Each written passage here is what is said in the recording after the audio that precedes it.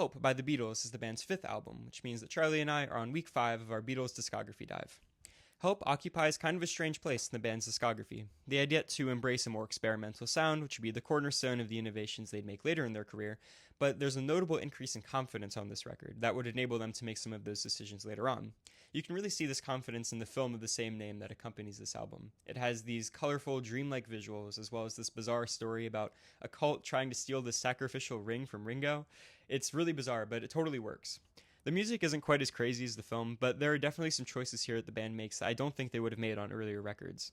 For instance, they're embracing different instruments, like a flute on John's Bob Dylan-inspired You've Got to Hide Your Love Away, and I'll just get it out of the way now, the string instruments on this album's crown jewel, Yesterday, which come on like a wave of tears. It's the most poignant and emotional moment from the band so far, and it just breaks my heart. But simultaneously, the strings feel very comforting. It feels like finding safety in your sadness, and it's very powerful. But this album is more than just Yesterday. The title track does a great job of kicking things off and introducing this album's themes of anxiety and heartbreak while also being incredibly fun. I particularly love the backing vocals on this song. Ticket to Ride, of course, is another highlight. Spectacular guitar work and a really unique kind of drum pattern that gives this song a really bizarre kind of momentum.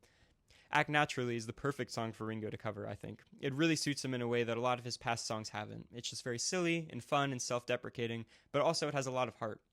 Honestly, though, I've Just Seen a Face probably has to be my favorite song in this album. I love its quickness and how it doesn't have to sacrifice any emotion to have this much force. And the chorus is simple, but I just can't get it out of my head. I don't think this album has any overarching issues, but there are some weak songs here and there. I don't really like when they do these high-energy rock and roll covers like Dizzy Miss Lizzy. John's vocals are impressive, but it just feels like they're growing out of this style.